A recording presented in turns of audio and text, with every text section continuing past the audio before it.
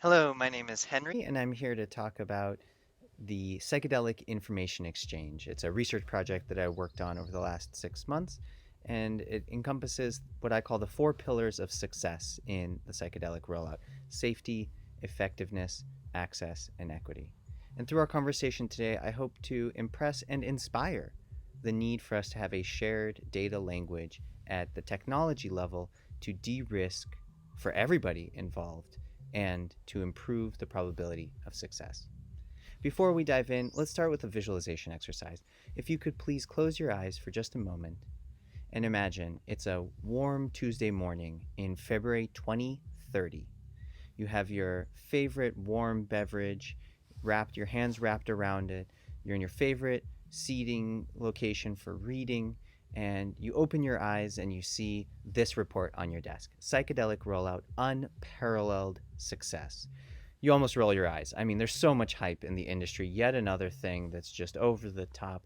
But it got sent to you from someone that you trust, and the consortium of researchers, industry experts, and so on that were involved are pretty compelling. And so, okay, you take the time to open and look through. And across the title, there are the table of contents, there are four sections: safety, effectiveness, access, and equity. So you put on your most critical hat and you start going through it. And lo and behold, I mean, you may not agree with every definition or every methodology, but the research is sound. They're asking good, valid questions and have a nuanced, thoughtful, considerate approach that actually yields the conclusions that the psychedelic rollout was safe, was effective, that the right people had access, and that outcomes were equitable across different groups. And then you go back and read through it a second time.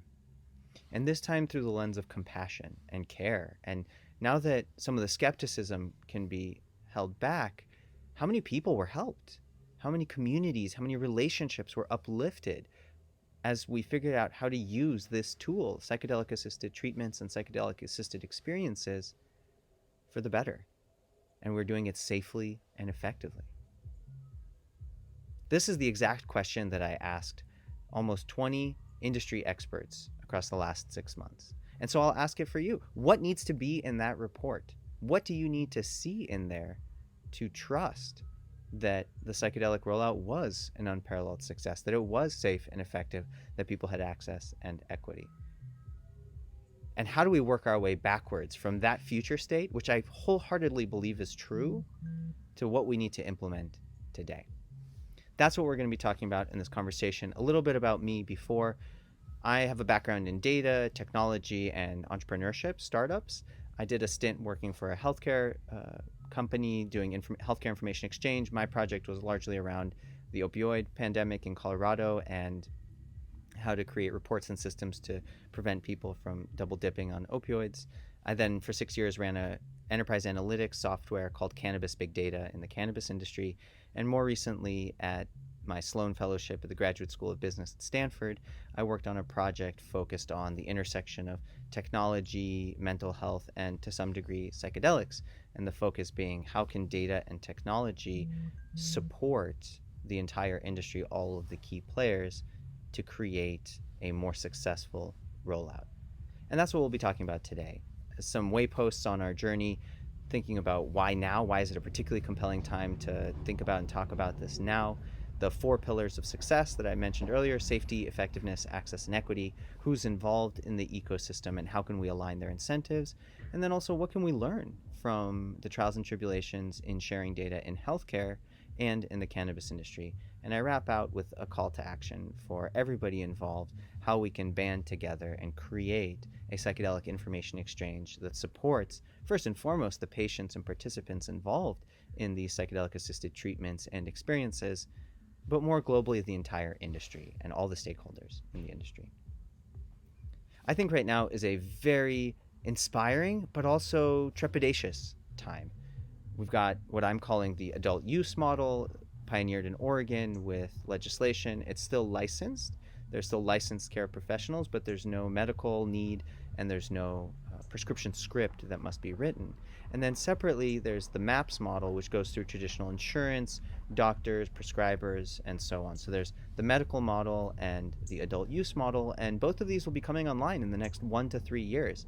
So this is a strategic inflection point in the industry of psychedelics, because for the first time, legal law-abiding citizens will be able to consume psychedelics in a safe space focused on their own growth and expansion. But success is not a given. And one of the main reasons why success isn't a given is because every stakeholder has their own definition of success. And so if we don't get aligned early on both how we qualify and how we quantify success, it's going to be really hard to have that report on our desk in 2030 saying that we were successful. And once we agree on what the metrics are, then we have to go through the hard work of collecting, analyzing, and reporting on those metrics, and that's not trivial as well. So that was the focus of my research project. I'll be publishing a white paper that has a longer form summary of all of the conclusions and insights that came out of those conversations, and I'd like to walk you through that a little bit now. We start by what qualifies and quantifies success. How do we think about what a successful rollout of commercial psychedelics, both in adult use and in medical use, looks like? And in everyone that I talked to, it boiled down to these 4 pillars of success. It's got to be safe, and these are in rank order. It's got to be safe, and if and only if these compounds are safe, then we can think about how are they effective, when are they useful for what populations and what groupings and what protocols. And once we know that it's safe and effective, we also have to ask the questions around who has access. And are outcomes equitable across different demographics, identity groups, lived experiences, and so on. So let's start with safety. Safety is really about minimizing physical and psychological harm. I'm not going to read through each of the sub-bullets here, but just to call out a few. In the physical harm sense, we're looking at toxicology, we're looking at serious adverse events. It might be something related to the heart or contraindications. In the psychological realm, we're talking about suicidality, violence, HPPD, any ethical breaches. These are the must-have elements that we absolutely need to start collecting on day 0 to ensure that we can answer the question, is it safe? And then there are some nice-to-haves. These are things that aren't critically necessary but would be supportive in the narrative. And if we're going to start tracking things sooner than later, we may as well include these now. When we think about effectiveness, it's really about maximizing benefits. In the medical model, there's some sort of clinical diagnosis with a DSM-5 normalized measure that was included in that diagnosis that yielded the script. So it's table stakes to look at that in the medical model as a benchmark, as a standard of success. But even more important than any measure of DSM-5 normalized metrics is, did your quality of life improve? And if so, how? What's one example of how that improved? And I think we need to get smart about asking that up front so that we can organize our treatment protocols and how we interact with different demographics so we can ensure we're doing the right thing by the patients and participants in the psychedelic rollout. Now, there are lots of different ways that we can maximize benefits. It could be physical health, like sleep and diet. It could be psychological health, like stress and mood or cognitive clarity, creativity. It could be relational health, how we relate to ourselves, to each other, to our work colleagues, or even to the non-human world, to nature, and to the sacred, divine, something greater than ourselves. These are all different relational benefits that come out, and these can inform quality of life improvements. So it's helpful not just to ask, did your quality of life improve, but specifically how, so that we can dial in treatment protocols or experience protocols for specific compounds and specific targeted benefits within the population. And of course, these benefits spill out past the individual. Ideally, and this is what insurance companies want to see for the economic case for them, we need to see healthcare utilization go down. And if we see that healthcare utilization goes down, then we have a very compelling case that these treatments need to be covered by insurance companies. If we see social services utilization go down, if we see work performance improvement along the way, these can be very compelling narratives from an economic standpoint to inform policies and decisions in the public and private sector. And then all of that should spill out, and we should be able to see at population level metric data lifespan, health span, births, crimes, homelessness, some of these other societal benefits that wrap around the individual experience. So now that we know it's effective, who has access? And the big question here is, of the people that could benefit, which are likely many, of the people that could benefit, how many of them can actually pick up this tool? And that could be financial, that could be practical. Different populations or groups will need different wraparound services to support them on integration or childcare during a long session. Different groups will have different needs, but of those that want and can benefit from these services and these treatments, who can? And how does that change by demographic, by lived experience, by identity group, so we can ensure that everybody has access to these tools that are safe and effective? That might relate to how far away they live, what does their geography look like, who can access and afford it. There's lots of different ways we can slice this question of access. But at the end of the day, it really boils down to, of the set of people that want it, how many can? And when I think about access versus equity, access is who can walk in the front door, and equity is what are the outcomes when they walk out of the door.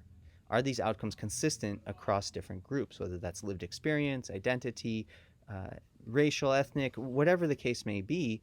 How are the outcomes changing between different subgroups? And so tracking that early on and capturing the data around the individual as well as safety and effectiveness can help us understand how our outcomes, are they consistent, or how can we dial it in for different groups and different peoples to use these tools to the best of their potential for any one individual. So zooming back out, there are 4 pillars of success: safety, effectiveness, access, and equity. And in each pillar, there are must-have and nice-to-have measures and metrics that it doesn't actually matter if you and I have different definitions of what means safe or different definitions of what access looks like.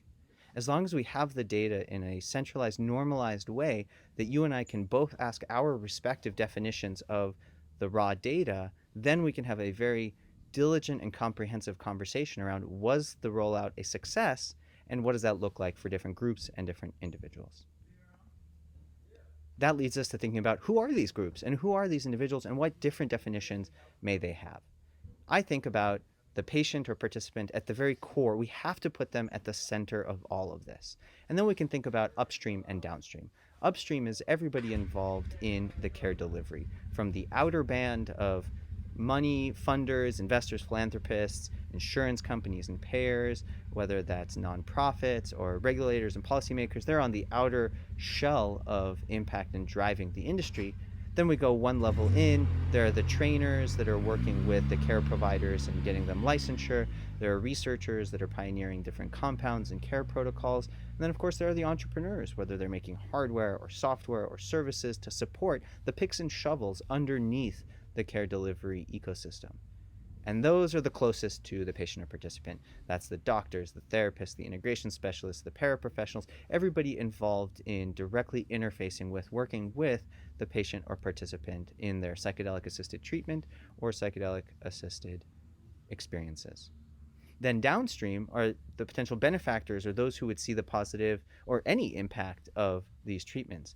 Within an individual, we talked about effectiveness as it relates to physical health, cognitive or psychological health, and relational health. And that might spill into purpose or meaning. That might spill into friendships or romantic relationships and families. And certainly that'll impact workplaces, communities, the society in the whole, and also our relationship with nature. And that's a big part of it as well. So when we think about aligning incentives, there's lots of different individuals and they can all pull the rope in their own direction. To think about aligning incentives is this psychedelic information exchange. Make no mistake, it's going to be hard to get it off the ground. It's expensive, it's time consuming, different incentives might pull in different directions early on in the process, but once we have the flywheel spinning, once we have a critical mass of data that is a repository for all different stakeholders to interact with in a meaningful way, that would look like pulling in data from patients and participants, from care providers and research and retreat facilities. That would be pulling in healthcare organization data, information from nonprofits or communities or social services. And once we have that all in a central, standardized, queryable database, that's de-identified, that's anonymized, that's secure at the highest levels like a bank or a hospital, then we can ask these questions, these very honest, real, raw questions about, was the rollout safe and effective, and for whom? And that's critically important for population level insights. And it'll take all of us working together, but everybody has something to benefit. And this is the alignment of incentives that I think is so compelling. Everyone has something to benefit, from patients who can think about like me populations, someone that has my lived experience or my ethnic background or my health challenges. Is this a good fit for me, and what can I expect? That impacts providers and insurances, that impacts the trainers and how they put together their curriculum, researchers and pharma companies in terms of saving money on having access to critical data as part of the drug discovery process or recruiting for clinical trials. And that also spills out further into entrepreneurs and investors having more opportunities to build, create value in the ecosystem, philanthropists and nonprofits being able to track the impact of their money and their efforts along the way, and for regulators and policymakers, the ability to precision engineer the rules and regulations that the industries operate by. This is critically important, both in medical and adult use models. Knowing in a data-driven way what expected impacts would be of various policy shifts or rule changes can be hugely valuable in the public-private debate, in ensuring that we have a system that supports the safety, effectiveness, access, and equity of these tools for our vulnerable populations.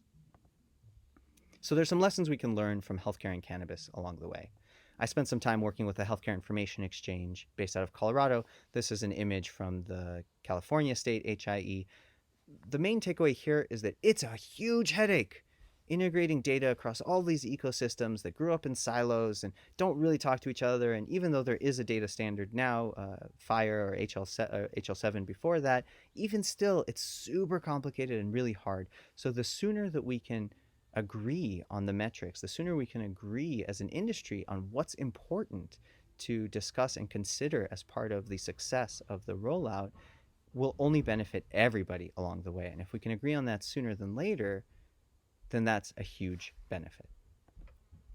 Then when we think about patient registries are organized around typically specific conditions. And that's slightly different from what I'm recommending for the psychedelic information exchange. But the key lesson learned from patient registries in the medical ecosystem, there's a great list on the NIH website, over 70 different patient registries.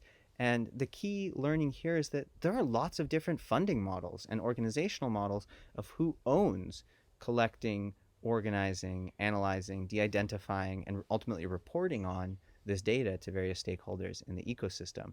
That could be by patient advocacy groups, by healthcare organizations, by universities, by philanthropists. I mean, it really spans the gamut. And so there's a lot of wealth of information and insight to mine from these patient registries and the experiences, both successful and unsuccessful, of different registries. And the cannabis industry is interesting because it's the first industry to ever mandate data collection from the get-go. From day zero, seed to sale, the whole tracking, traceability of the ecosystem was baked into the regulatory framework. And I think that's hugely compelling. Of course, there were plenty of pitfalls and lessons to be learned from the software that was used, Metric, and the concept of mandated data collection writ large. And so there's a lot to learn there. But on the whole, very compelling use case and perspective. So here's my call to action. For everybody, there are individual things that we can do at every stakeholder in the group to support the psychedelic information exchange. And it could be integrating, it could be funding, it could be agreeing that we would use it and that it's valuable. But on the most basic level, it's about having the conversation around what are the pieces of the puzzle that we need to track and why. And once we agree on what the pieces of the puzzle are, then we can think about recruiting a team, fundraising, more of the mechanics of building and developing a psychedelic information exchange. So again, right now it's super urgent because we're close enough to see what we need, but far enough away that we can build the rails before the train has left the station.